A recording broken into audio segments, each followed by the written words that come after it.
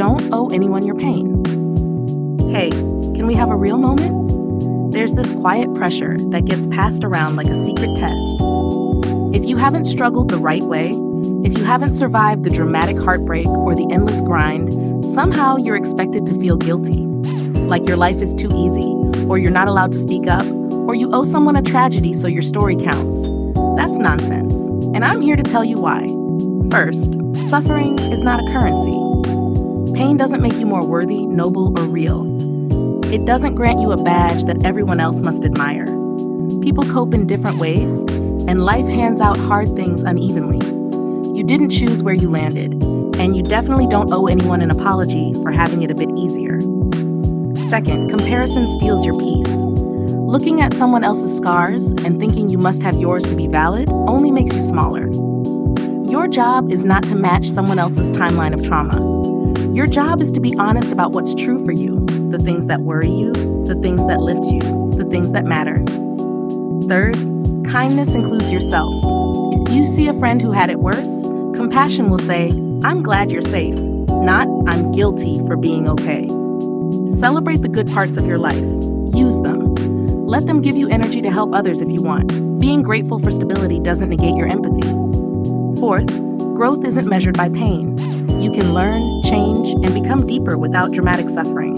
Curiosity, patience, small mistakes, and steady effort all shape you. Quiet days, gentle lessons, they matter too. So what should you do when guilt creeps in? Name it. Ask why it's there. Talk to someone.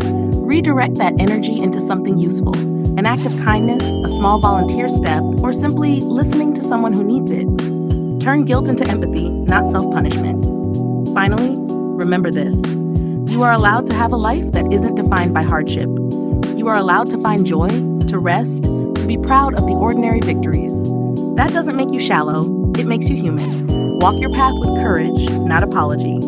Your story is enough, exactly as it is. Don't measure your life with other people's highlights. Hey, real talk for a minute. Scrolling is weird. 1 minute you're laughing at a meme, the next you're staring at someone else's life like it's a glossy magazine and yours is just page 3 of the manual. But here's something simple and true. What you see online is a highlight reel, not the whole movie. People post their best moments. The captions are sharp, the lighting's perfect, the music hits right at the emotional beat. What you don't see is the hours of doubt, the edits, the late nights, the mess behind the scenes. You're comparing your whole self, messy, complicated reel, to someone else's edited 2-minute clip. It's like comparing a handmade sandwich to a restaurant ad. Of course the ad looks perfect. It's meant to. So stop doing that to yourself. Stop using other people's filtered seconds as a ruler for your worth.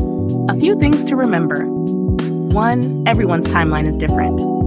Some people find their thing early, others wander for years. That doesn't mean one of you is failing.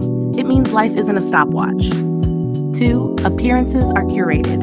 People delete the bad photos, unsend the awkward messages, and rehearse the perfect line.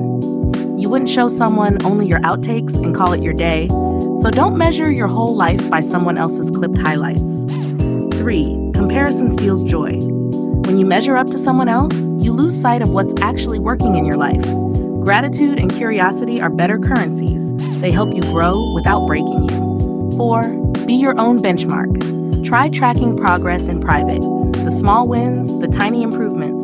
That's where real growth hides, in the steady, invisible work. If you feel the pull to compare, do a quick reset. Close the app, breathe, and list 3 things you did today that you'd be proud to post.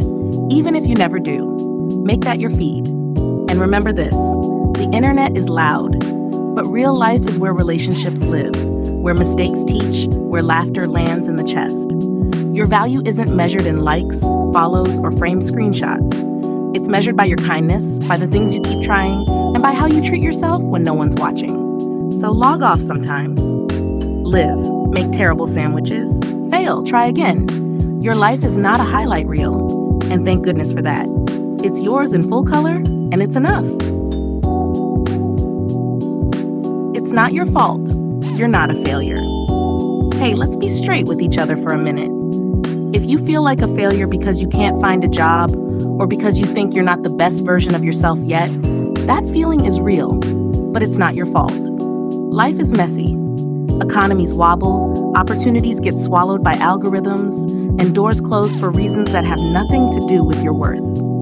Society teaches us neat stories: hustle harder, achieve faster, be perfect by a certain age.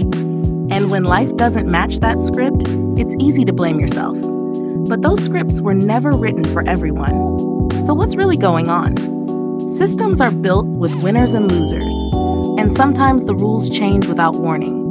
Jobs move overseas, industries shift, and the credentials you were told would keep you safe mean less than they used to. Add to that mental health struggles, family pressure, money worries, and the constant comparison feed online. It's a perfect storm to make anyone feel small. Blaming yourself for being caught in that storm is like blaming the rain for getting you wet. That doesn't mean nothing matters. It means the path forward isn't about fault. It's about strategy, kindness, and persistence. You can start by shifting the questions you ask yourself. Instead of, why am I failing? Try, what did I learn from that attempt? Or what small thing can I do today to move forward? Small wins matter. One application, one call, 1 hour learning a new skill, one honest conversation with someone who can help. Progress doesn't always roar. A lot of the time it whispers, and that whisper adds up. Be careful with your self-talk. If you'd never say something to a friend, don't say it to yourself. Replace "I'm useless" with "I'm tired right now" or "I'm learning." Seek people who see you, mentors, friends, support groups, even online communities that actually help rather than judge. And if the pressure is crushing, get professional help. Asking for help is not failure, it's a tactical move. Most importantly, your worth is not an outcome. It isn't an interview, a degree, a job title, or a follower count. You are not defined by what you produce, you're defined by who you are. Life will hand you wins and losses, sometimes in unfair order. That's on the system, not on you. So breathe. Start again tomorrow.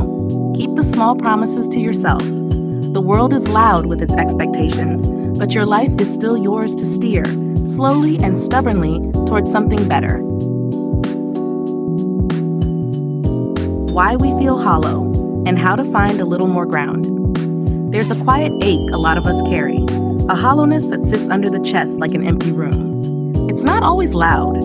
Sometimes it's a flatness, a sense that the world is moving in a film while you're stuck on pause. You look at other people, at feeds, at days that seem to click with meaning for everyone else, and you ask, why don't I feel that? Why don't I belong? First, this feeling is not a personal failure. It's a signal. It's your mind trying to tell you that something's off. And plenty of things can put us there. The world is faster than ever. Everything expects instant reactions, constant updates, permanent availability. That speed robs the brain of time to settle. We live with curated versions of life, bright highlights, scrubbed stories. It's hard to feel real when everything around you looks staged. Isolation is common, even for people surrounded by others. We can be in the same room and still feel alone. Expectations, the shoulds and timelines, convince us that if we don't tick the boxes, we're failing. Trauma, grief, and small repeated hurts build up. Sometimes the hollow is the echo of things we didn't get to process. So, what does being not attuned feel like? It's like wearing headphones in a quiet place. You hear things differently. Smells are flat. Colors feel muted.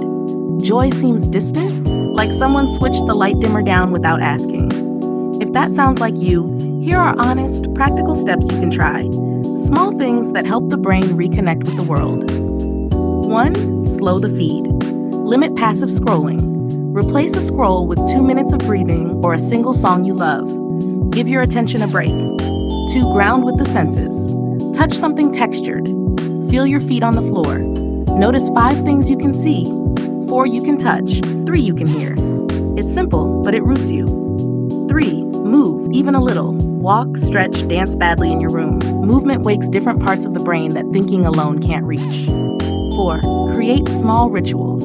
Morning tea, a 10-minute sketch, a nightly list of one thing that went okay. Rituals teach the brain to expect small comforts.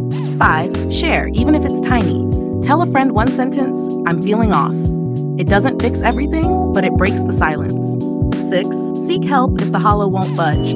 a therapist, a helpline, a doctor, there's courage in reaching out. 7. Be patient with curiosity. Try new things without pressure. A podcast, a plant, a class. Curiosity, not outcomes, rebuilds connection. Lastly, remember this. Sensation changes. The hollow is not permanent unless you let it be. It's a place you can move through, map, and learn from. You're not the only one sitting in that quiet room. Many of us have been there and found a doorway, a small, imperfect doorway, into light again. Take one tiny step today. That step is real. It counts.